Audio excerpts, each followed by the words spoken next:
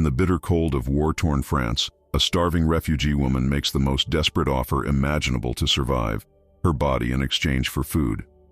What happens next defies everything she's come to expect from a world consumed by hatred and violence. Instead of taking advantage of her desperation, an American major removes his coat, wraps it around her trembling shoulders, and drops to his knees before her. Why would a white officer kneel before a black refugee woman in 1944? What connection binds these two souls across battlefields, oceans, and the deep wounds of America's racial divide? As German artillery rains down and treachery emerges from within the American ranks, a bundle of yellowed letters may hold the key to both their salvations or seal their deaths. Some choices made in war can never be undone. Some sins of silence can only be redeemed through sacrifice. And sometimes the most powerful act of resistance is simply bearing witness to the truth, no matter the cost. The cold bit deeper than hunger ever could. Amara's trembling fingers clutched at the threadbare fabric of her dress as she stumbled through the bombed-out skeleton of what was once Reims, France. Blood seeped through the makeshift bandages on her feet, leaving faint crimson footprints in the fresh snow that nobody would notice. Nobody ever noticed people like her anymore. Her stomach had stopped growling days ago. Now it just ached with a hollow pain that had become so familiar she almost forgot what it felt like to be full. Almost.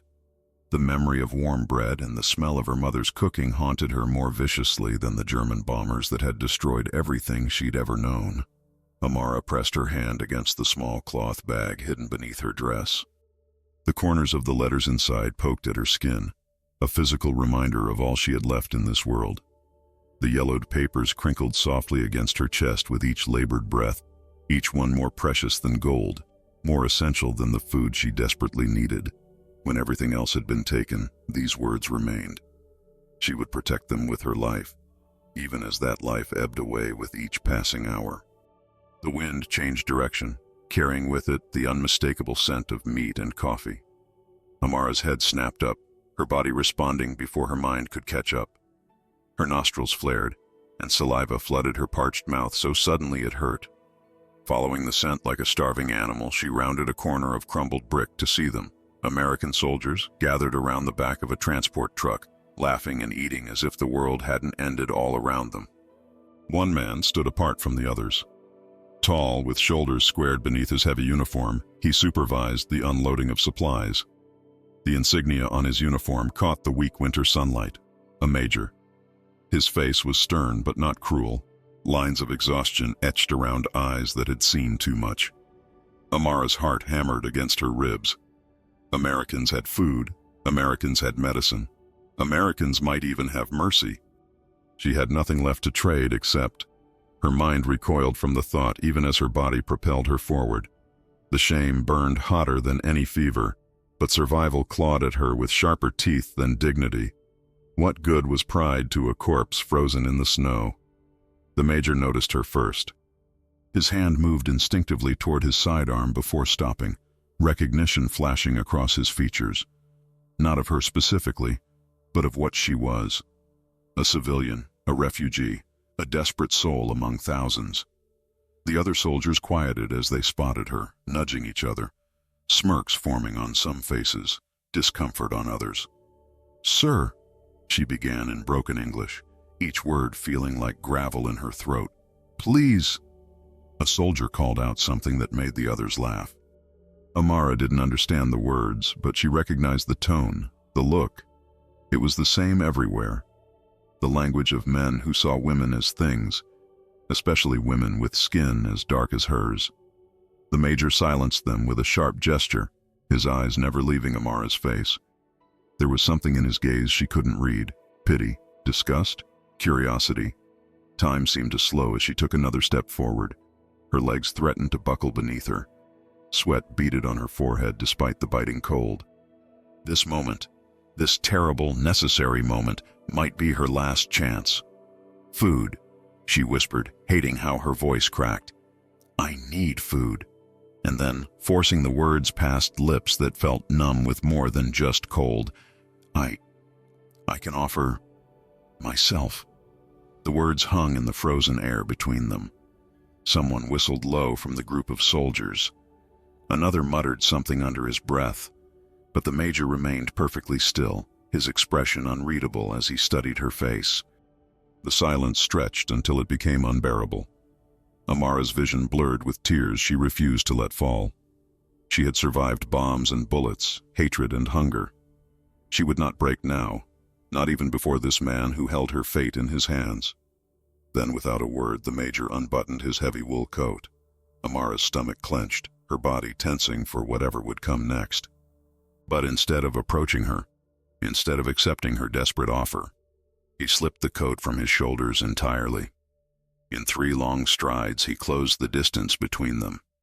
The watching soldiers fell silent, confusion replacing their earlier jeers. With a gentleness that seemed impossible from such large hands, the major draped his coat around Amara's shoulders. The sudden weight of it, the shocking warmth, the smell of tobacco and aftershave, it overwhelmed her senses. Before she could process what was happening, the major dropped to one knee before her, his head bowed, one hand still holding the collar of the coat closed at her throat. The gesture was so unexpected, so incomprehensible, that Amara couldn't move, couldn't speak. No white man had ever knelt before her. No one had shown such deference to someone like her, especially not here, not now, not in this broken world where power was the only currency that mattered. Was this mercy, or some new form of humiliation she didn't understand? Tears she had been fighting now spilled freely down her cheeks, cutting warm tracks through the grime on her face. The major remained kneeling, as if in prayer or penance, for sins that weren't his to bear. The watching soldiers shifted uncomfortably. One muttered, "What the hell?" Another spat in the snow. The strange tableau held for seconds that stretched like hours. A black refugee woman standing while a white American officer knelt at her feet amidst the ruins of war. Then a sharp voice cut through the silence like a knife. "Major, what the hell do you think you're doing?" The major's head lifted slightly, but he didn't rise, didn't turn toward the voice that had come from behind them. In his eyes, Amara saw something that resembled recognition. Not of her face, but of something deeper, something that connected them across boundaries of race and rank and circumstance. His lips parted as if to speak, but whatever words might have formed remained unspoken, hanging in the charged air between them like the snow that had begun to fall again, soft and silent, covering the scars of a world torn apart. The major rose slowly, his movements deliberate and measured, like a man underwater. The coat remained draped over Amara's shoulders, a shield against more than just the bitter cold. The wool was heavy, still warm from his body, and carried the scent of tobacco, pine soap, and something else she couldn't name, something distinctly American. "I asked you a question, Major Reynolds." The voice came again, sharper now, edged with authority and barely contained anger. A lieutenant approached through the falling snow, his boots crunching rhythmically against the frozen ground. His face was flushed red. From the cold or from anger, it was impossible to tell.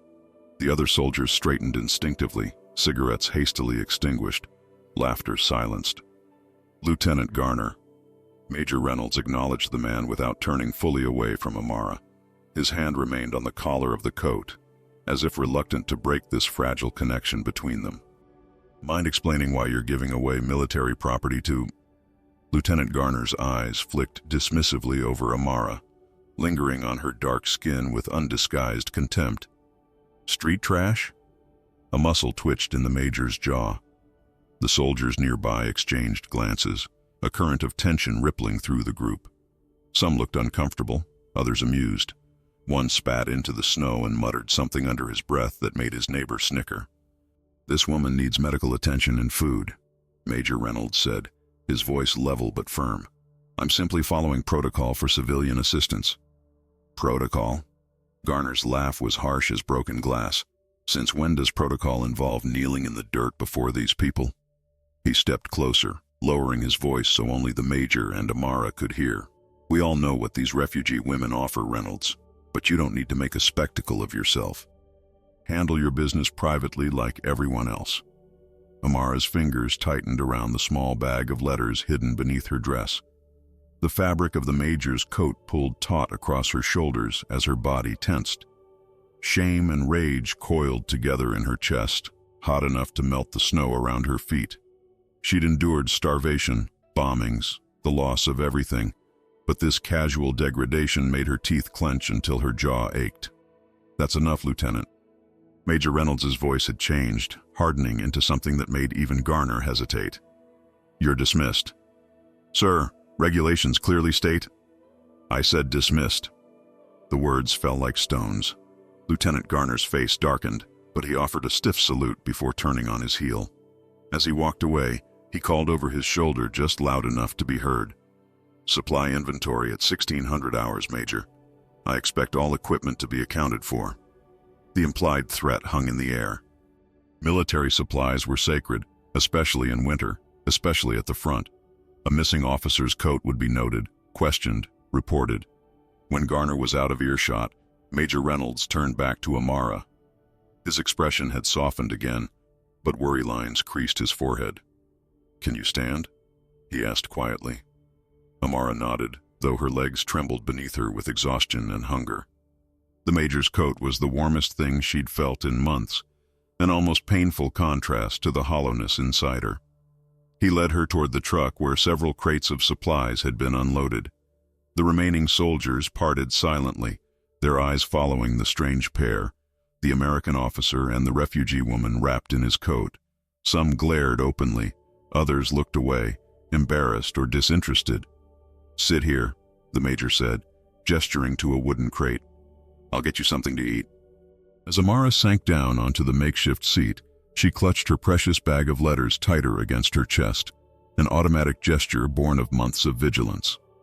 The movement caught the Major's eye, and something flickered across his face. Curiosity, perhaps. "You're protecting something," he observed softly. It wasn't a question, so Amara didn't answer. Trust was a luxury she couldn't afford, not even for a man who had shown her an unexpected kindness. The letters were all she had left of her father, of her history, of herself. They were the reason she had survived this long, the reason she had to continue surviving. Major Reynolds didn't press. He turned away to retrieve a canteen and a wrapped package from nearby supplies. When he returned, their hands brushed as he passed her the water, and Amara felt him pause at the contact, his eyes widening slightly. "You're burning up," he said, his voice low with concern. "Fever." Amara took a careful sip of water, fighting the urge to gulp it down. Her throat constricted painfully around the cold liquid. "It will pass," she whispered. The Major unwrapped the package, hard bread and a small tin of meat. Survival rations, not meant to be shared with civilians. As he handed it to her, his coat slipped slightly from her shoulders, and the edge of her bag became visible. Letters, yellowed envelopes, carefully tied together with fraying string. Major Reynolds froze, his gaze fixed on the glimpse of faded paper. Something in his expression changed, not suspicion, but recognition. Something about those letters had triggered a memory, a connection. Amara quickly tucked the letters back into hiding, pulling the coat tight around herself again. But it was too late. She'd seen the look in his eyes. "Those letters," he began hesitantly, the handwriting on them. Before he could finish, a commotion erupted at the edge of the camp. A jeep had arrived, spraying snow as it skidded to a halt. An officer Amara didn't recognize jumped out, shouting orders. Soldiers began moving with renewed purpose, gathering equipment, checking weapons. Major Reynolds straightened, instantly alert. "Stay here," he told Amara, then strode toward the new arrival. Alone for the moment, Amara took the opportunity to eat, forcing herself to take small, measured bites despite her body's desperate demands for more. She watched the Major confer with the other officer, their breath forming clouds in the frigid air as they spoke in urgent tones. When he returned, his face was grim. "We're moving out. Enemy forces have been spotted 10 miles east." "I understand." Amara began to rise, preparing to return his coat and disappear back into the ruins of the city. "No." His hand on her arm stopped her. "You're coming with us. There's a refugee processing center at our next position." He hesitated, then added more quietly, "And I want to know more about those letters." Amara felt a chill that had nothing to do with the winter air. The letters were written in English, posted from Alabama. They contained words that could get her killed in occupied France, or worse. Words about equality, about resistance, about a God who saw no difference between black and white. Words that had gotten her father imprisoned and likely killed. Why would an American officer recognize her father's handwriting? Why would he care about letters from Alabama? The handwriting, she said cautiously. You recognized it? Major Reynolds' gaze held hers for a long moment. Not exactly, but the postmarks, they're from my hometown, Selma, Alabama. The name hit Amara like a physical blow. Selma, the very place her father had fled years before the war, when his preaching had angered the wrong people. The place he had written about in his letters, describing both its beauty and its cruelty. How could you tell from so far away? She asked, suspicion threading through her voice. The major's answer was interrupted by Lieutenant Garner's return. This time, he wasn't alone. A higher-ranking officer accompanied him, his cold eyes taking in the scene, Amara wearing the major's coat, the empty ration container in her hands. Major Reynolds, the newcomer said, his voice carrying the weight of authority. What exactly is going on here? Colonel Blackwell. Major Reynolds snapped to attention, his spine straightening with military precision. Something flickered across his face. Concern, perhaps calculation, before his expression settled into the careful neutrality required of officers under scrutiny. The colonel's gaze moved from the major to Amara, then back again, cold and assessing. Lieutenant Garner informs me that you've taken a personal interest in this refugee. Care to explain why one of my officers is wasting resources during an active military operation? Around them, soldiers continued preparations to move out, loading equipment, securing vehicles, extinguishing fires, but their movements had slowed, ears straining to catch the confrontation unfolding before them. Sir, Major Reynolds began, his voice steady. Medical protocol dictates that we process civilians in the combat zone, particularly when they show signs of illness that could spread to our troops. He gestured subtly toward Amara. She has a fever. I was arranging transport to the refugee processing center at our next position. Colonel Blackwell's eyes narrowed slightly. And your coat, Major, is that also part of medical protocol? Hypothermia prevention, sir. She'll be no use for questioning if she freezes to death before we reach base. The word questioning hung in the air like a promise, or a threat. Amara felt her throat tighten, her hands instinctively pressing against the hidden letters. What did they think she knew? What would happen when they discovered she had nothing to offer but a dead preacher's words? The colonel studied Major Reynolds' face for a long moment before nodding curtly. Very well.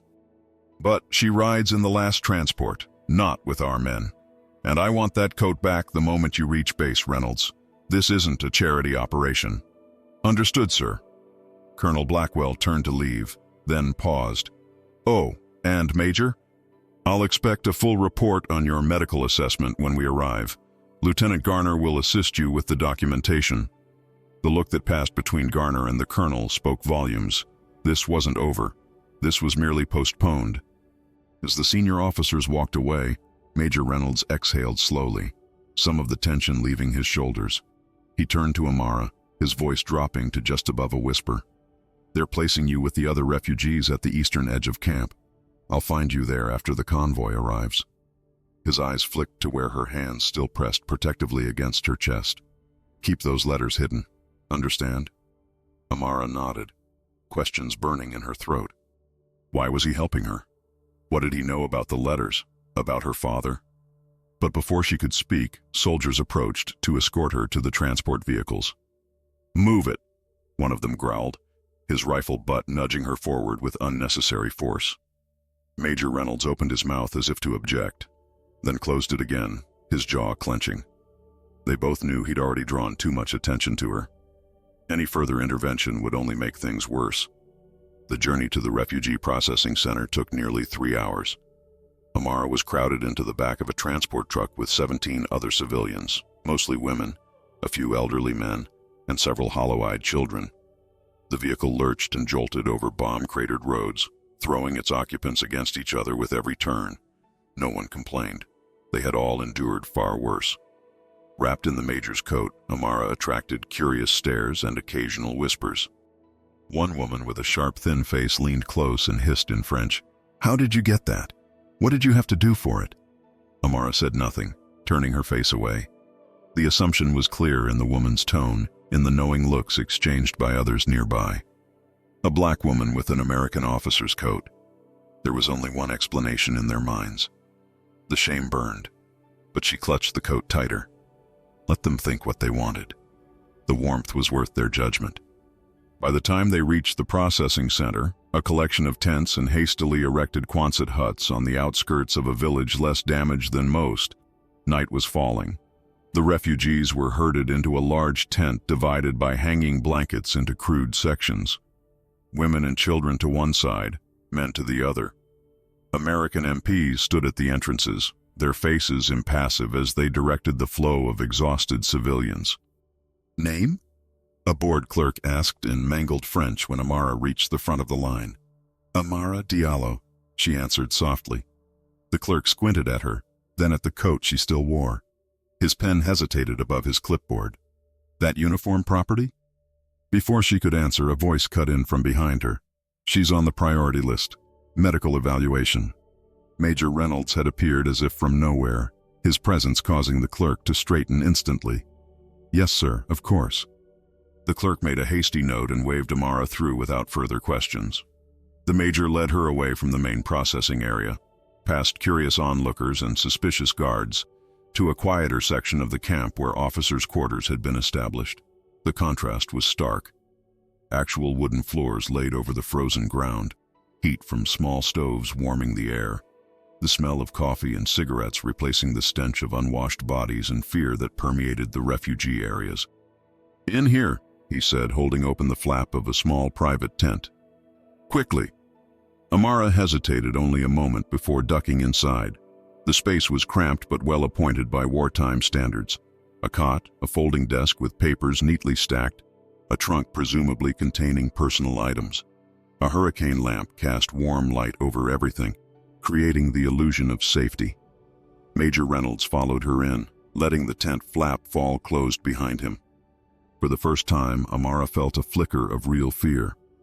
She was alone with a strange man, an American officer, in his private quarters. Whatever his intentions had seemed earlier, she had no way of knowing if they were genuine. As if reading her thoughts, the major moved to the far side of the small space, putting the desk between them. "You're safe here," he said quietly. "But we don't have much time. Lieutenant Garner is watching, and he's looking for any excuse to cause trouble." Amara remained standing near the entrance, her fingers finding the edge of the coat's collar, drawing it closer around her neck. "Why are you helping me?"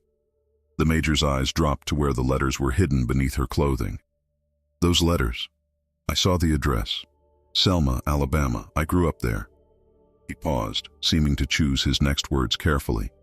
There weren't many people writing letters from Selma to France before the war.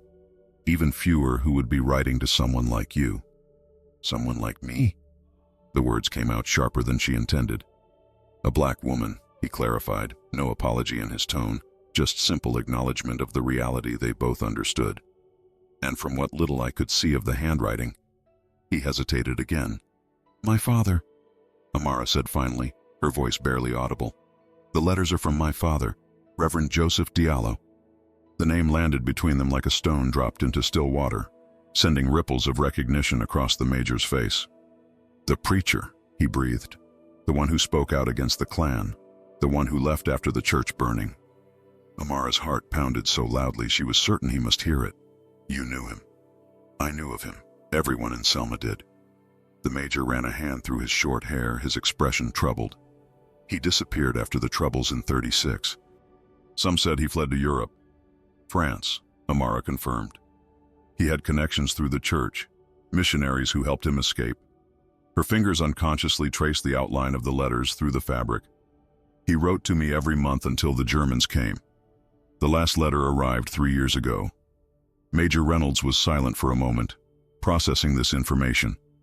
When he spoke again, his voice had changed, become more urgent. "Those letters, they could be dangerous for you here. The Germans, even some Americans, wouldn't look kindly on a black preacher's writings about equality and justice.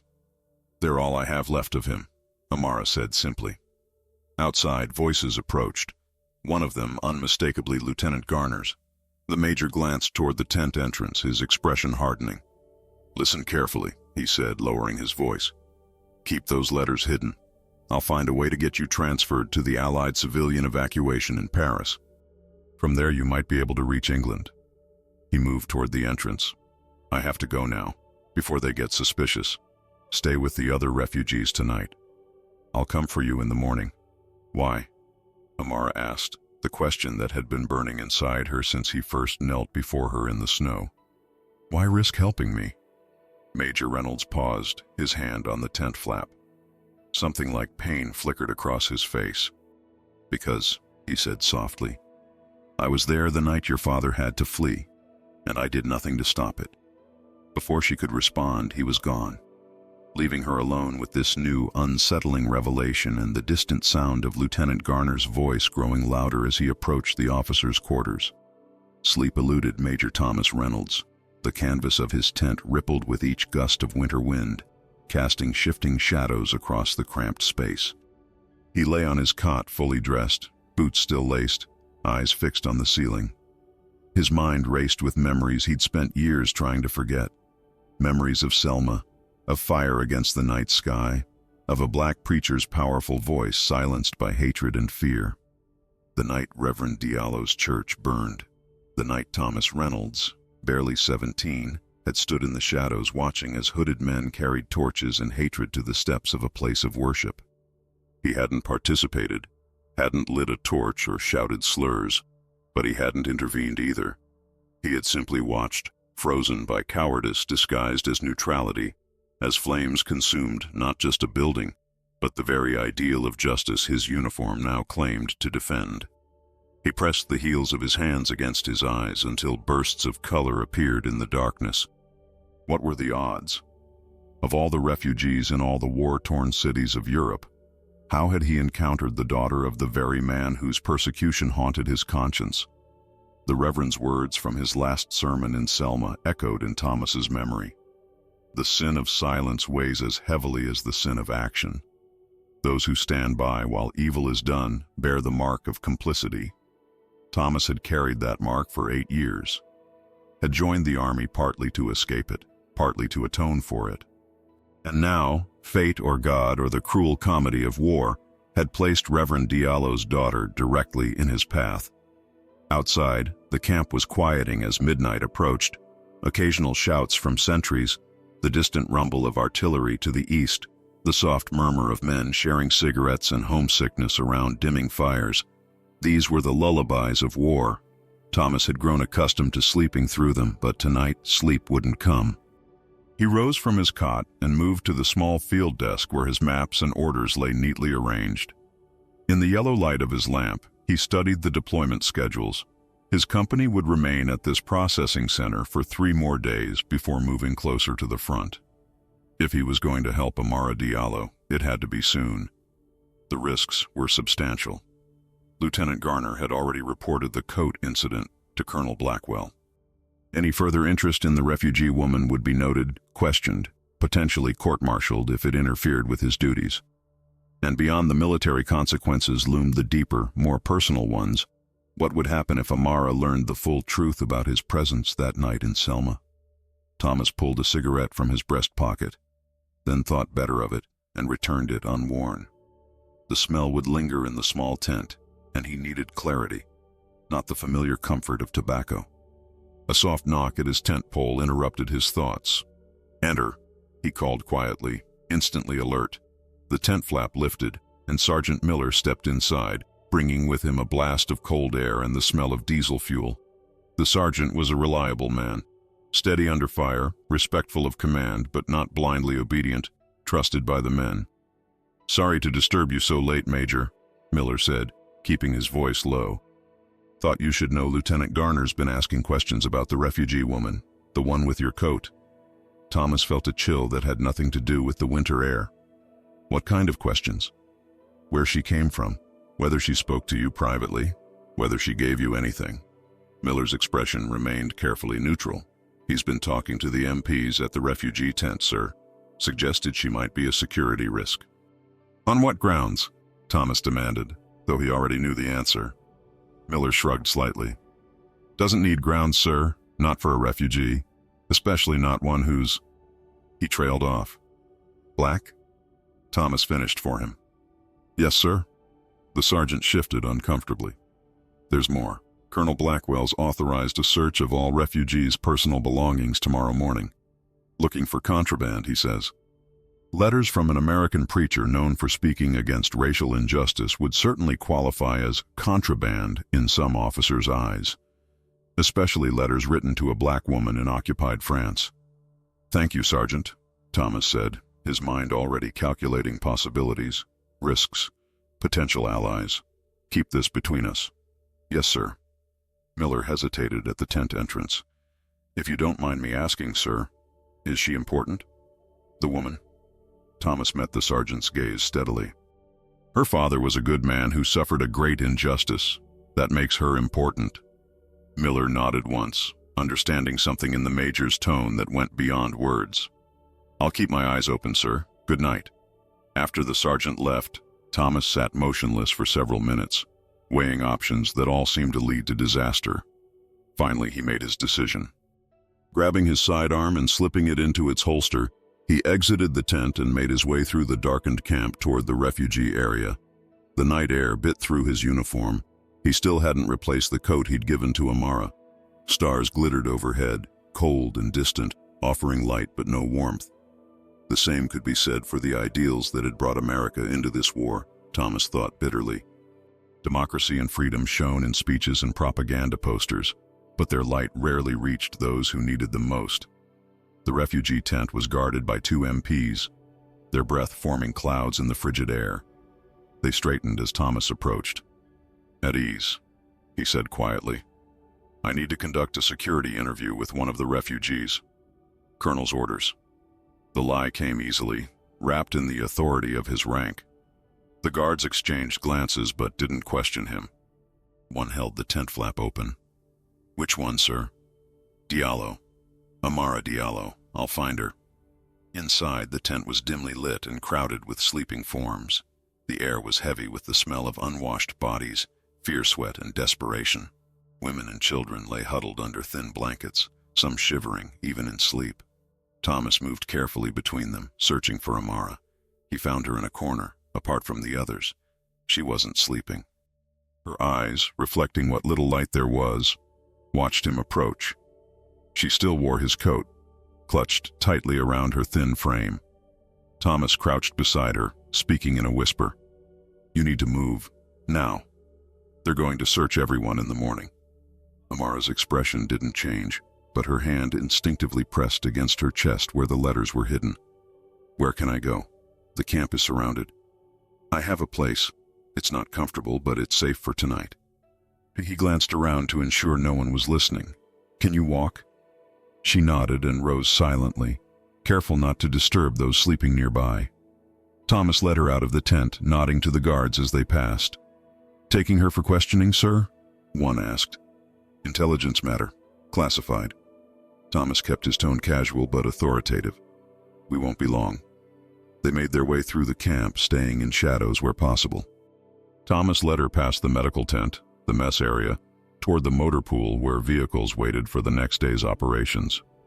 In here, he whispered, lifting the canvas back of a supply truck. It's not heated, but no one will search it before morning. I'll come for you before dawn. Amara hesitated, studying his face in the moonlight. Why are you risking this? Because of my father? Thomas looked away, unable to meet her gaze.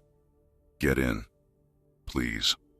She climbed into the truck, moving carefully among the crates of supplies. Thomas handed her an extra blanket he'd brought concealed under his arm. Keep the letters safe, he said quietly, and stay silent, no matter what you hear. As he turned to leave, her voice stopped him. You said you were there, the night they burned my father's church. What did you mean?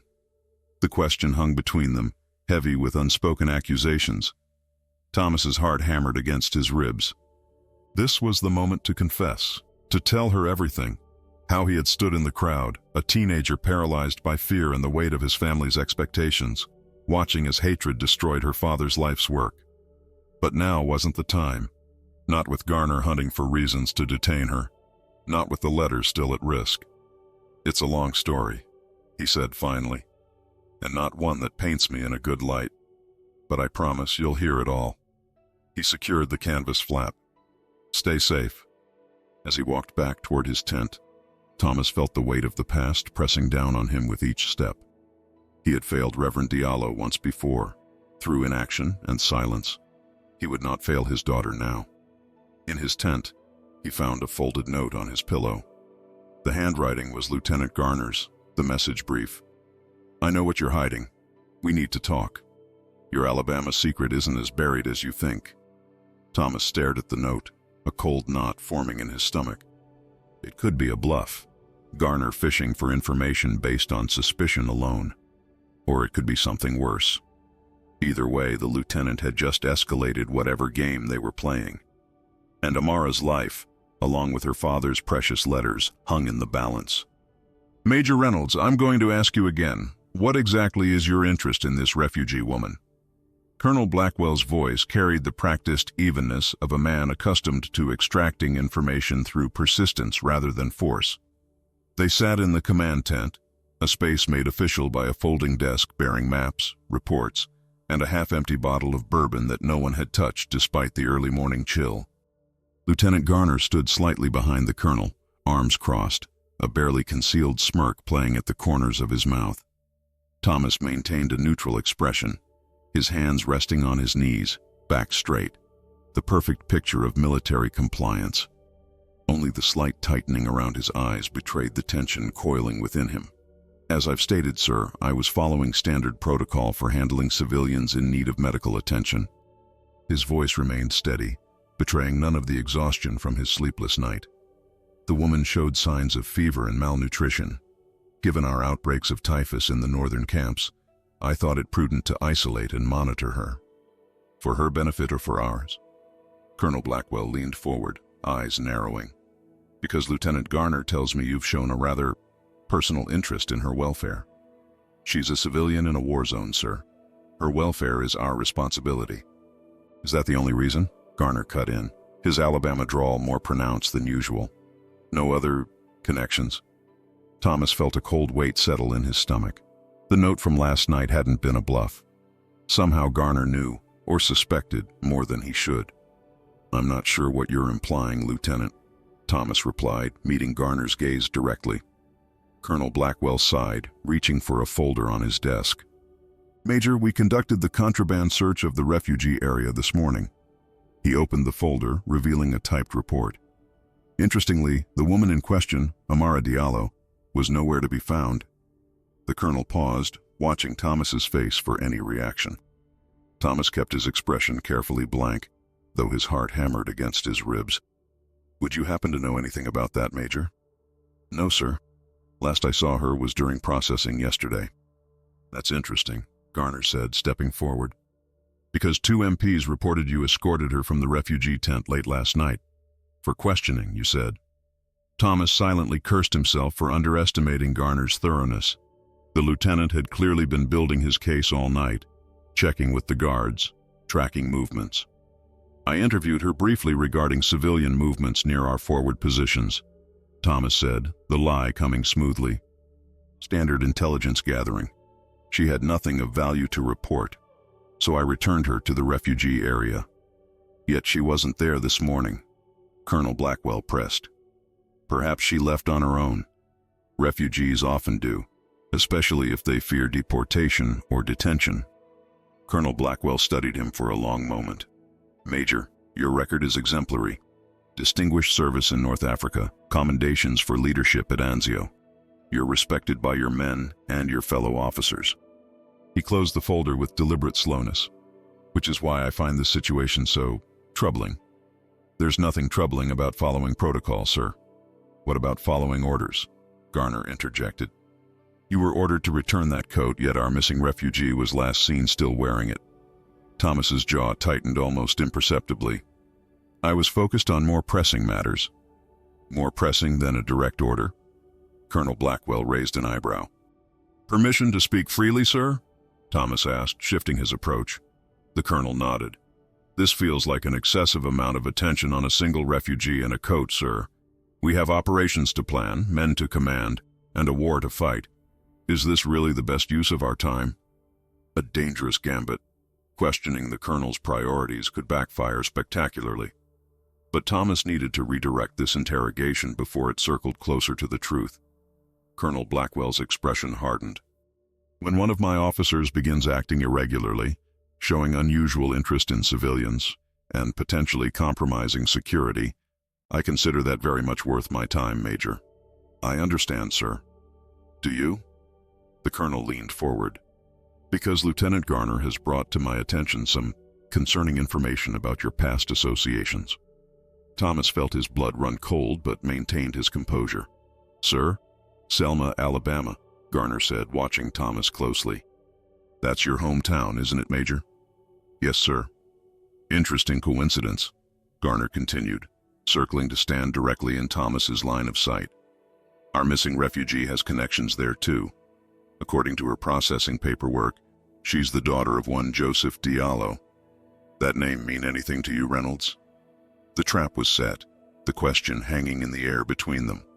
Thomas knew that whatever he said next would determine not just his fate, but Amara's as well. I believe he was a preacher, Thomas answered carefully. Left Selma before the war. Left? Garner's laugh was short and harsh. That's a polite way of putting it. Ran is more accurate. After stirring up trouble, preaching things no Negro had business preaching in Alabama. Colonel Blackwell raised a hand, silencing Garner. Major, I don't care about small-town politics from before the war. What concerns me is your current behavior. If you have some personal connection to this woman that's influencing your actions, I need to know now. Thomas weighed his options carefully. A partial truth might be his best defense. I recognized her father's name during processing, sir. I felt a certain responsibility, given our shared hometown. Responsibility, Garner repeated, the word dripping with insinuation. Is that what they call it now? Colonel Blackwell shot Garner a warning look before turning back to Thomas. This woman, what exactly is she to you, Major? Nothing, sir. A civilian in need of assistance. And the letters she carries? What about those? Thomas fought to keep his expression neutral. How did they know about the letters? Had someone in the refugee tent reported them? Had Amara been searched before he moved her? I'm not aware of any letters, sir. Really? Colonel Blackwell pulled a single sheet of paper from the folder. Because we found this in her assigned space in the refugee tent. It appears to be a page from a letter, written in English, postmarked from Selma, Alabama. Thomas's stomach dropped. She must have accidentally left one behind, a single page separated from the others. Colonel Blackwell adjusted his glasses and read aloud. And though they may burn our churches and threaten our lives, they cannot extinguish the truth. Equality is not merely a political ideal, but a divine mandate. Remember this when they tell you to know your place. He looked up, eyes hard. Quite inflammatory content to be carrying in wartime, wouldn't you say? Thomas remained silent, mind racing. The letter alone wasn't damning. Controversial, yes, but not explicitly illegal. The danger lay in the connections Garner was piecing together. Major, the colonel continued, I'm giving you one last opportunity to be forthcoming. Where is Amara Diallo, and what is your actual connection to her and these letters? Before Thomas could answer, a commotion erupted outside the tent. Raised voices, the sound of running boots on frozen ground. The tent flap flew open, and a breathless corporal saluted hurriedly. Sir, German advance reported 6 miles east. Scout units engaged 5 minutes ago. Colonel Blackwell was on his feet instantly, the interrogation forgotten in the face of immediate threat. Sound the alert. I want all units at combat readiness in 10 minutes. He turned to Thomas. Major, get your company mobilized. We'll continue this discussion after we've dealt with the enemy. Yes, sir. Thomas rose, relief and tension warring within him. As he turned to leave, Lieutenant Garner stepped close, speaking just loud enough for Thomas alone to hear. This isn't over, Reynolds. Not by a long shot. Thomas met his gaze without flinching. We have Germans to worry about, Lieutenant. I suggest you focus on that. Outside, the camp had erupted into organized chaos, soldiers running to positions, vehicles starting up, officers shouting orders. Thomas spotted Sergeant Miller directing men near the supply trucks, the same trucks where Amara had spent the night hidden among crates of ammunition and medical supplies. Their eyes met across the busy yard. Miller gave an almost imperceptible nod. The message was clear. Amara was still safe, still hidden, for now. But with the camp mobilizing for combat, with vehicles being loaded and supplies inventoried, her hiding place wouldn't remain secure for long. And Thomas knew that Lieutenant Garner wouldn't forget his pursuit, even with Germans at their doorstep. In fact, the coming chaos might give Garner exactly the opportunity he needed to act without scrutiny. The morning sun broke through the clouds, casting long shadows across the churned mud and snow of the camp.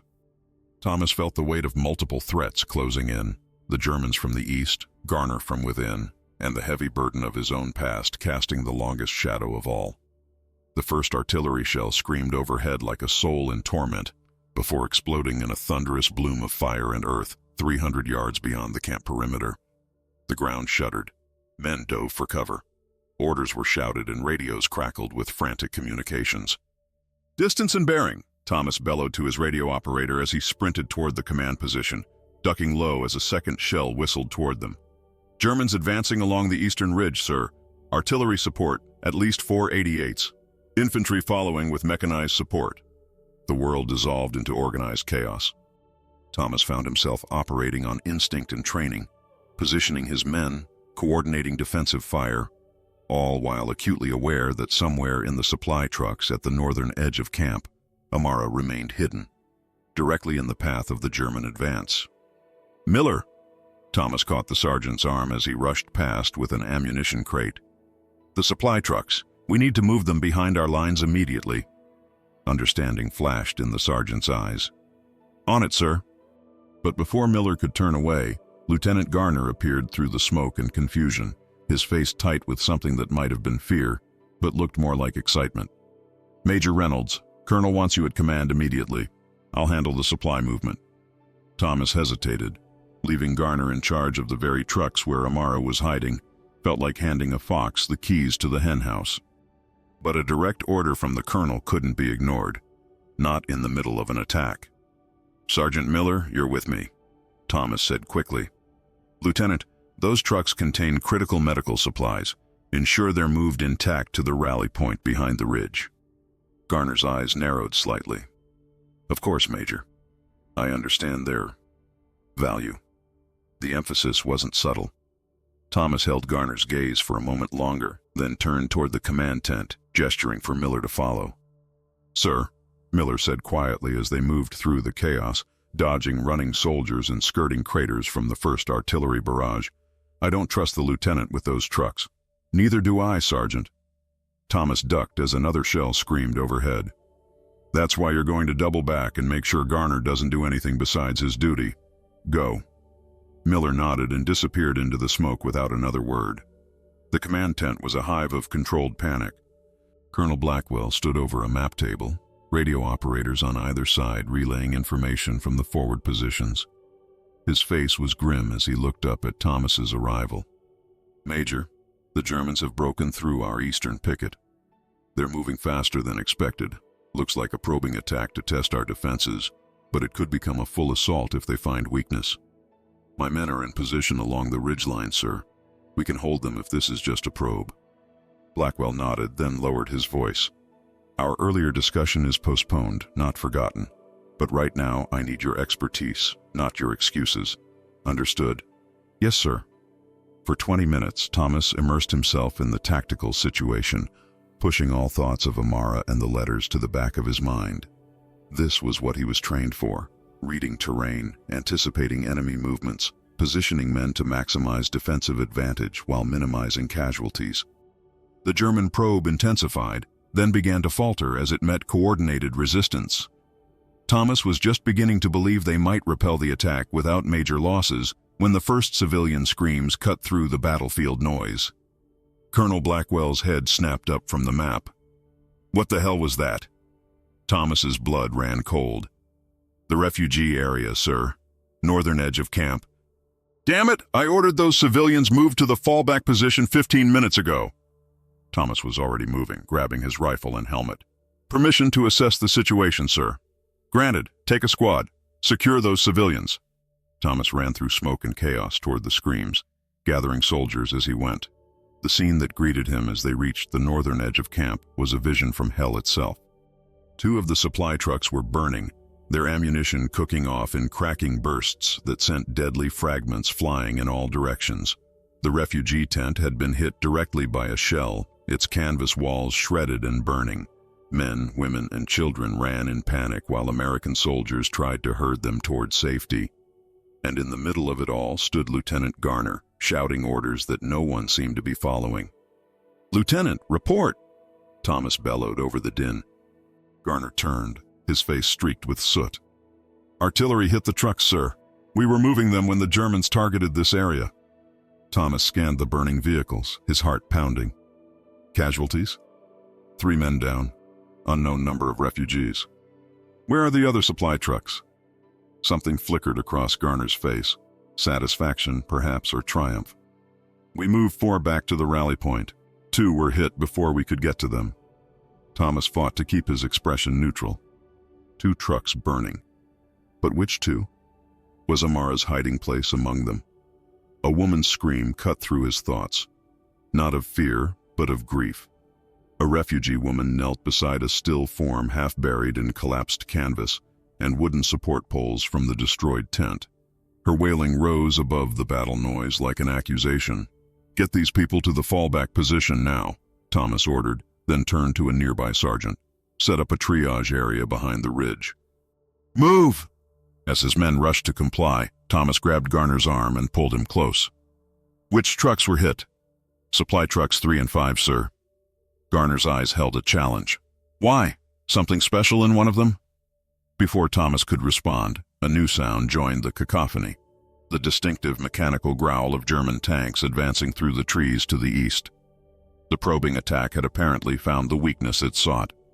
"Enemy armor!" someone shouted. "At least 3 Panthers." Soldiers scrambled for cover. The remaining refugees ran in blind panic. Thomas spotted a small group of women huddled behind one of the intact supply trucks. Truck 4, if Garner's numbering was correct. His decision was immediate. "Lieutenant, get our AT guns in position to cover the eastern approach. I'll evacuate these civilians." "Well, sir, with all due respect." "That's an order, Lieutenant." Garner's jaw tightened, but he saluted and moved away, shouting for the anti-tank crews to reposition. Thomas sprinted toward the supply truck, dodging debris and helping fallen refugees to their feet as he went. When he reached the truck, he found 5 women crouched behind it, terror etched on their faces. None of them was Amara. "Where are the others?" he demanded in halting French. One of the women pointed toward the burning refugee tent. "Many still there, trapped." Thomas turned to look at the inferno that had once been a shelter for those displaced by war. Flames reached toward the sky, black smoke billowing upward. If Amara wasn't in the truck, could she be in there? The decision tore at him. His duty as an officer was clear: secure his position, protect his men, follow orders. But the weight of his past failure, of standing by while Reverend Diallo's church burned, pressed on him with unbearable force. "Get to the ridge," he told the women, pointing toward the American lines. "Safety, go!" Then he ran toward the burning tent. The heat hit him like a physical wall as he approached. Shielding his face with one arm, he circled the blaze, searching for any opening, any sign of survivors. The screams from inside had stopped. Either everyone had escaped or those trapped had already succumbed. "Amara!" he called, his voice nearly lost in the roar of flames and distant gunfire. "Amara Diallo!" A section of canvas collapsed, sending a shower of sparks into the air. Thomas was forced to step back, choking on smoke and despair. If she had been in there... A hand gripped his arm. He spun to find Sergeant Miller, face blackened with soot, uniform singed. "Sir, she's not in there." Thomas's heart lurched. "Where?" "Truck 4, sir. I moved her when the shelling started. She's with the medical supplies being evacuated to the rally point." Relief washed over Thomas, so powerful it nearly buckled his knees. But it was short-lived. A tremendous explosion rocked the ground beneath their feet as one of the German shells found its mark among the American ammunition stores. The concussion threw Thomas and Miller to the ground. Ears ringing, vision blurred, Thomas struggled to his feet, pulling the sergeant up with him. "We need to fall back," he shouted, though he could barely hear his own voice. "Rally at the defensive line." They staggered through smoke and debris, gathering scattered soldiers and frightened refugees as they went. The German advance had stalled momentarily in the face of concentrated American fire, but Thomas knew it wouldn't last. Without artillery support of their own, they would eventually be overrun. As they reached the American lines, Thomas searched frantically for Truck 4 among the vehicles at the rally point. He spotted it partially hidden behind a stand of bare winter trees, its canvas cover still intact. Leaving Miller to organize their defensive position, Thomas made his way to the truck. He approached cautiously, aware that others might be watching. When he was certain no one was looking in his direction, he lifted the canvas flap at the rear. "Amara?" he whispered into the dimness. Movement among the crates. Then her face appeared, streaked with dirt but unmistakably alive. The major's coat was still wrapped around her thin shoulders, and clutched against her chest was the precious bundle of letters. "They're coming," she said simply. "I heard them. Germans." "I know. We're falling back to a more defensible position." Thomas glanced over his shoulder. "Stay hidden. I'll come for you when it's safe." He started to drop the canvas back into place, but her hand shot out, gripping his wrist with surprising strength. "Your lieutenant," she said, her voice low and urgent. "The one from Alabama. He searched this truck before the attack. He was looking for me." Thomas felt cold despite the nearby fires. "Did he find you?" "No, I hid between the crates, but he took something. Papers from a folder, he said." "He said it was evidence that would finish you." The American defensive line held through the afternoon, but barely. German artillery continued to pound their positions while infantry probed for weaknesses. By dusk, an uneasy stalemate had settled across the battlefield, the Germans unwilling to commit to a full-scale night assault, the Americans too depleted to mount a counteroffensive. Thomas crouched in a shallow foxhole at the western edge of the ridge, binoculars trained on the enemy positions. Beside him, his radio operator monitored communications while Sergeant Miller cleaned his rifle with practiced efficiency. The winter air had turned bitter as darkness fell, their breath forming clouds that dissipated into the smoke-tinged sky. "Status report," Thomas said quietly, lowering the binoculars. Miller didn't look up from his work. 23 wounded, 9 confirmed KIA. Charlie Company took the worst of it. They were closest to the initial breakthrough. Civilians? 14 casualties, maybe more. Hard to get an accurate count with everyone scattered. Miller's hands paused momentarily. "The refugee woman. She's still secure in Truck 4. I've got Roberts keeping an eye on it. Good kid, doesn't ask questions." Thomas nodded, grateful for Miller's discretion. "And Garner?" "With Colonel Blackwell at command." "Been there most of the afternoon." Miller's voice dropped even lower. "Whatever he took from that truck, sir, he's likely shared it by now." The knowledge sat like ice in Thomas's stomach. Whatever evidence Garner had found, or fabricated, could wait. Right now, survival took precedence over accusations. But once the immediate danger passed, Thomas had no illusions about what would follow. A soft whistle from their left alerted them to an approaching figure. Private Roberts appeared, crouching low as he made his way to their position. "Sir," he said breathlessly, "Colonel's calling all officers to command. Priority message coming through from division." Thomas exchanged a glance with Miller. "Stay alert, Sergeant. This might be the reinforcements we've been waiting for." "Or retreat orders," Miller replied, his expression grim. The command center had been relocated to a farmhouse cellar half a mile behind the ridge, one of the few structures still intact after the day's shelling. Thomas ducked through the low doorway into a space illuminated by gas lamps and filled with the acrid smell of cigarette smoke. Maps covered a makeshift table in the center, while radio equipment lined one wall. Colonel Blackwell stood with his back to the entrance, speaking in low tones to a communications officer. Lieutenant Garner leaned against the far wall, arms crossed, watching Thomas enter with undisguised hostility. "Major Reynolds," the colonel acknowledged without turning. "Glad you could join us." Other officers filled the small space, captains and lieutenants from the various companies that made up their battle group. All looked exhausted, many bearing the dirt and minor wounds of the day's fighting. "Gentlemen," Colonel Blackwell began, finally facing the room, "Division has made a decision regarding our situation here." He paused, his weathered face revealing nothing of his thoughts. "We are to execute a tactical withdrawal to new positions 12 miles west, beginning at 2300 hours tonight." A murmur ran through the assembled officers.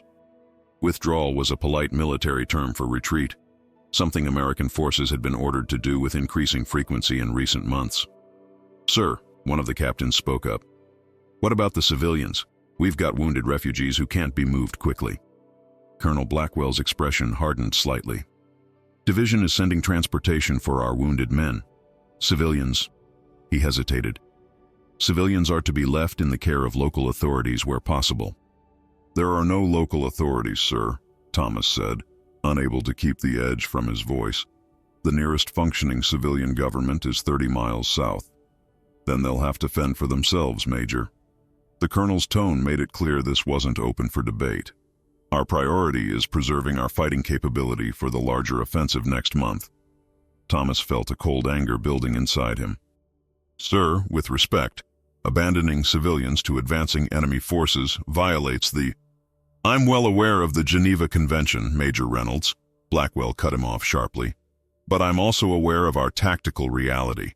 We don't have the vehicles, supplies, or manpower to evacuate every refugee in our path. Hard decisions must be made." Lieutenant Garner pushed himself away from the wall, a smile playing at the corners of his mouth. "Perhaps the Major's concern is for one refugee in particular, sir, not the general population." The room fell silent. All eyes turned to Thomas, then back to the colonel. Blackwell's gaze narrowed. "Lieutenant Garner has brought some troubling information to my attention, Major. Information that suggests your judgment may be compromised." Thomas stood perfectly still, aware that every word, every reaction would be scrutinized. "Sir, we're in the middle of a tactical crisis. Is this really the time?" "It is if your actions endanger this unit," Blackwell replied coldly. "Lieutenant Garner found documentation in your personal effects that indicates a history with the Diallo family. Specifically, your family's involvement in forcing Reverend Joseph Diallo to flee Selma." A flash of heat surged through Thomas's chest, followed by icy clarity. So that was Garner's evidence, something linking the Reynolds family to the persecution of Amara's father. It could be true in part. His father and uncles had been among those who opposed the Reverend's preaching. But whatever Garner had found or created, it wasn't the full story. "Sir," Thomas said carefully, "my family's history in Alabama has no bearing on my conduct as an officer. Lieutenant Garner's insinuations are a distraction from our immediate priorities." "That's where you're wrong, Reynolds." Garner stepped forward, his Alabama drawl more pronounced. "When an officer hides an enemy sympathizer, it absolutely affects this unit." "Enemy sympathizer?" Thomas couldn't mask his incredulity. "She's a refugee, Garner. A civilian caught in a war zone. She's the daughter of a radical who preached against American values," Garner countered, playing to his audience of tired, frightened officers. "And she's carrying letters with anti-American content, written by a man who fled the United States to avoid justice." Thomas fought to keep his voice level. "Justice? Is that what you call burning a church and threatening to lynch a preacher for speaking about equality?" A ripple of discomfort passed through the room. Even in the midst of war, the ugly realities of America's racial divisions remained a subject most white officers preferred to avoid. Colonel Blackwell cleared his throat. "Gentlemen, we're getting off track. The immediate issue is the tactical withdrawal, not decades-old grievances from Alabama." "With respect, sir," Garner pressed, "if Major Reynolds is harboring a security risk, potentially a German collaborator, that directly impacts our withdrawal plans." "She's not a collaborator," Thomas said, his patience fraying. "She's a victim, like thousands of others caught in this hell." "Then why hide her?" Garner demanded. "Why risk your career, your commission, to protect one random refugee?" He turned to the other officers. "Unless she's not random at all. Unless the Major has a personal stake in keeping her, and those seditious letters. from proper military scrutiny.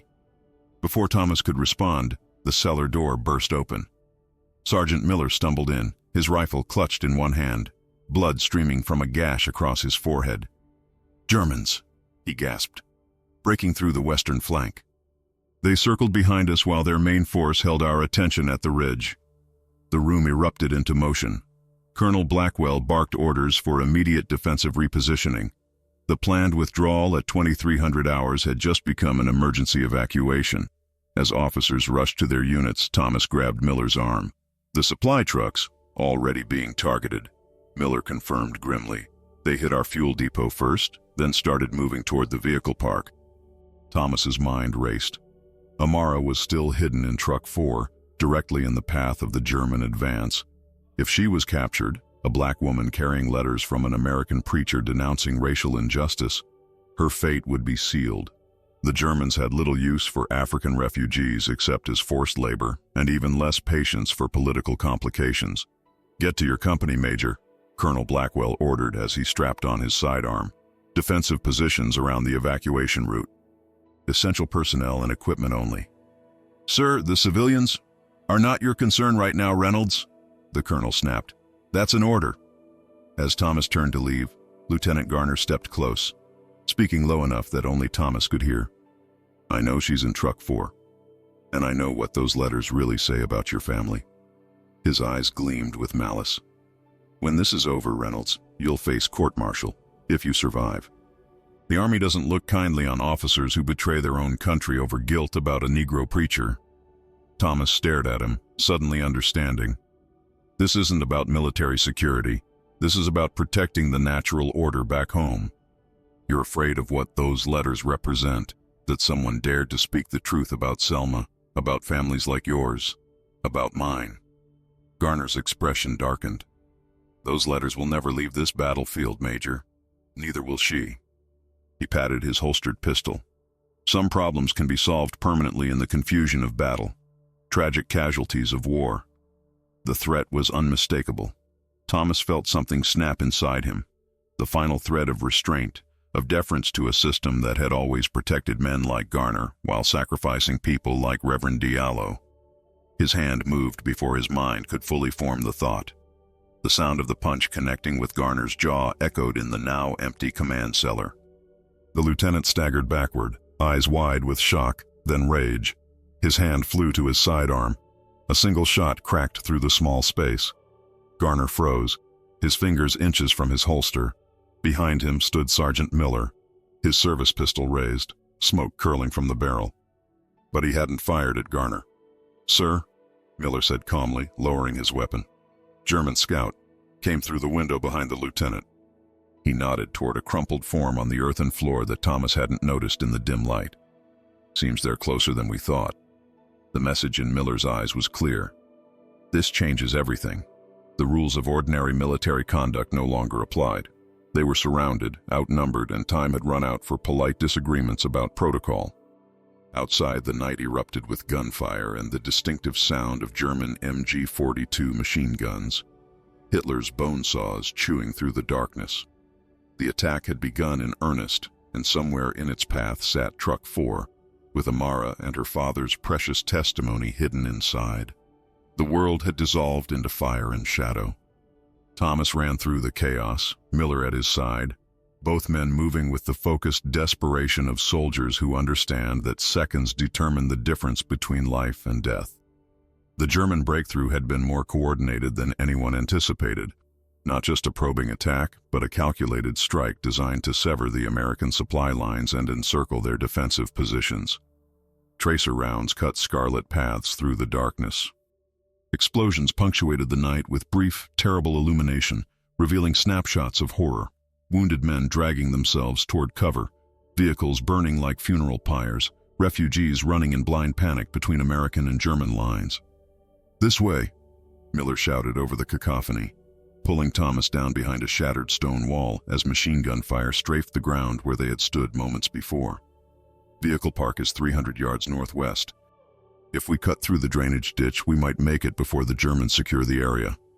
Thomas nodded, his breath coming in ragged bursts that crystallized in the winter air. His uniform was torn at the shoulder where a bullet had grazed him minutes earlier. He barely felt the wound, adrenaline and purpose numbing all physical discomfort. "What about Garner?" he asked, checking his rifle's magazine. "Headed for Colonel Blackwell when we left," Miller replied grimly. "He'll be telling his version of events, painting you as a traitor, me as your accomplice. And the Colonel will believe him." Miller's face hardened in the intermittent firelight. "Probably. Men like Blackwell and Garner understand each other." They waited for a lull in the gunfire, then sprinted toward a drainage culvert that ran beneath what had once been a country road. The ditch was half filled with icy water and mud, but it offered concealment from German spotters. They splashed through it, hunched low, weapons held above the murky water. "Why are you helping me, Sergeant?" Thomas asked as they paused at a bend in the ditch, listening for enemy movement. "You're risking court-martial. Worse." Miller's eyes remained fixed on the darkness ahead. "My grandfather was a Buffalo soldier, sir. Fought with the 10th Cavalry after the Civil War." A muscle twitched in his jaw. "He used to say there are orders from men, and there are orders from God. Sometimes a man has to choose which to follow." A flare burst overhead, bathing the landscape in harsh white light. Both men froze, pressing themselves against the muddy bank until darkness returned. "Besides," Miller added softly as they began moving again, "those letters she's carrying, they're more than just paper. They're proof, testimony. Some truths need witnesses, sir, or they disappear like they never existed." Thomas felt something shift inside him, a recognition that this moment, this choice, transcended military rank and protocol. He was no longer simply Major Thomas Reynolds of the United States Army. He was a man confronting the legacy of his silence in Selma, his complicity in a system built on oppression, thinly disguised as order. The vehicle park appeared before them as they emerged from the drainage ditch, or what remained of it. Half the trucks were already burning, hit by mortar fire or torched by retreating Americans to deny resources to the advancing Germans. Soldiers ran between the vehicles, some trying to salvage equipment, others simply looking for escape. "There." Miller pointed toward the shadowy outline of Truck 4, partially hidden behind a bombed-out equipment shed. It appeared intact, though for how much longer was anyone's guess. They were 20 yards from the truck when the first German soldiers appeared at the opposite end of the vehicle park. 5 men moving in disciplined formation, weapons raised. An American sentry spotted them and opened fire. The Germans returned fire with mechanical precision, cutting the sentry down mid-shout. "Go!" Miller pushed Thomas toward the truck. "I'll cover you." Thomas wanted to argue, to refuse the sacrifice, but there was no time. He sprinted toward Truck 4 as Miller laid down suppressive fire, forcing the Germans to seek cover. "Amara!" Thomas hissed as he reached the back of the truck, lifting the canvas flap. "Amara, it's Reynolds!" For a heart-stopping moment, there was no response. Then movement in the darkness, and her face appeared, eyes wide with fear, but resolute. "The Germans are here," she whispered, clutching her precious bundle of letters. "I know. We need to move. Now." She climbed out quickly, still wearing his coat despite the weather having turned from winter cold to the heat of battle. Thomas led her into the shadows behind the equipment shed, away from the firefight now spreading through the vehicle park. They had covered perhaps 50 yards when a voice called from behind them. "That's far enough, Reynolds." Thomas turned slowly. Lieutenant Garner stood 10 yards away, his pistol aimed squarely at Thomas's chest. His face was contorted with a mixture of triumph and hatred. "I told Colonel Blackwell you'd run," Garner said, taking a step closer. "Abandoning your post to save a Negro refugee and her seditious letters. He signed the arrest order already, assuming you survived to be arrested." Thomas positioned himself between Garner and Amara. "The Germans are overrunning our position, Lieutenant. This isn't the time for personal vendettas." On the contrary, Garner's smile was cold in the moonlight. "Chaos provides opportunity. 2 more casualties of war, a disgraced officer and his refugee whore. No one will question it." From the corner of his eye, Thomas saw Amara stiffen at the slur, but she remained silent, her hand still protectively covering the letters beneath the coat. "What are you really afraid of, Garner?" Thomas asked, hoping to buy time, to find an opening. That people back home might read those letters? Learn that a black preacher had the courage to speak truth while men like you, like my father, hid behind hoods and tradition? Garner's face darkened. Your father understood the natural order of things, Reynolds. He knew what it meant to protect our way of life. You're the one who betrayed your heritage, your race. My father was a coward, Thomas said, the admission burning like fire in his throat. I was a coward too, standing in the shadows while that church burned, but I'm not standing in the shadows anymore. Garner's finger tightened on the trigger. Then you'll die in the light. The gunshot echoed across the battlefield, but it wasn't Garner's pistol that fired. The lieutenant's eyes widened in shock as a dark stain blossomed on his chest. He looked down at it in disbelief, then crumpled to his knees before pitching forward onto the frozen ground. Sergeant Miller emerged from the darkness behind Garner's fallen form, his service pistol still raised. Smoke curled from the barrel as he approached. "We need to move, sir," he said calmly, as if he hadn't just shot a superior officer. "Germans are securing the vehicle park. Our lines are collapsing on all sides." Thomas stared at Garner's motionless body, feeling neither triumph nor regret, only a grim certainty that some cycles of violence could only be broken through decisive action. "Where?" Amara asked, her voice steady despite everything. "Where can we go? The Germans are in front of us, your own army behind us. Both would see us dead." Miller holstered his weapon. "There's a resistance network operating in the forests 20 miles west. French partisans. They help downed pilots, escaped POWs, refugees. If we can reach them," the rest went unspoken. It would mean desertion for Thomas and Miller, abandoning their unit, their duty, their oaths. It would mean living as fugitives until the war ended, if they survived at all. But staying meant certain death. If not from German bullets, then from American military justice. Garner might be dead, but his accusations lived on. Colonel Blackwell had already signed the arrest order.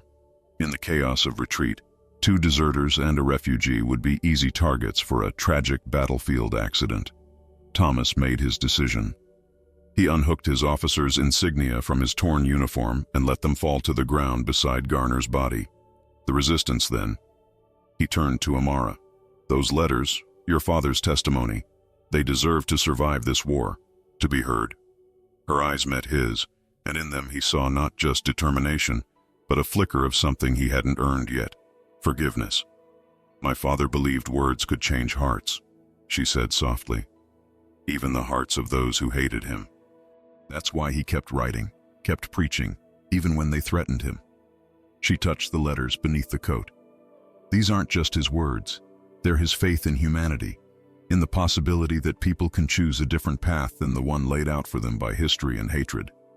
The distant sound of German voices grew louder. Their time was running out. "We need to go," Miller urged. "Follow the stream bed west. It's our best chance to slip through both lines." As they moved into the darkness, leaving behind the burning vehicles and the body of a man consumed by hatred, Thomas felt the weight of his uniform, of all it had represented in his life, falling away. Ahead lay uncertainty, danger, the very real possibility of death. But for the first time since that night in Selma, when he had watched flames consume a church and remained silent, he felt something like peace. Not the false peace of conformity and complicity, but the hard-won peace of finally choosing the right side of a moral battle. Beside him walked Amara, still wrapped in his coat, no longer a symbol of American military might, but transformed into a simple act of human dignity. And in her hands, pressed against her heart, she carried her father's letters, words of faith and justice that had survived persecution in Alabama, war in Europe, and would now bear witness to a world desperate for healing. Behind them, the battle raged on, a war between nations that somehow seemed smaller than the war within men's souls.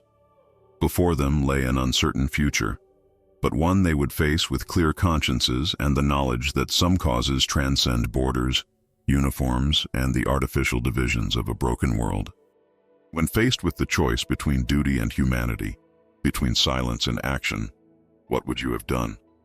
Major Reynolds could have continued along the path laid out for him, following orders, preserving his career, remaining silent just as he had that night in Selma when flames consumed a church and justice with it. Instead, he chose to kneel before a suffering woman, to recognize her dignity when the world had stripped everything else away. Sometimes the most revolutionary act is simply acknowledging another's humanity in a world determined to deny it. Amara's father believed that words could change hearts, that truth would outlast persecution. Those letters, carried across oceans, protected through bombings and betrayals, stand as testament to the power of bearing witness. In our own lives, what truths do we carry? What injustices do we see but choose to ignore?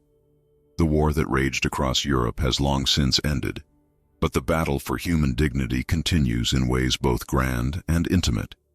If this story touched your heart, remember that history is made not just by grand gestures, but by individual choices in moments of crisis. Share this with someone who needs to be reminded that courage isn't the absence of fear, but the decision that something else matters more. Follow for more stories that illuminate the darkest corners of human experience and remind us that even in our most desperate hours, we retain the power to choose compassion over cruelty, truth over comfort, and love over hate.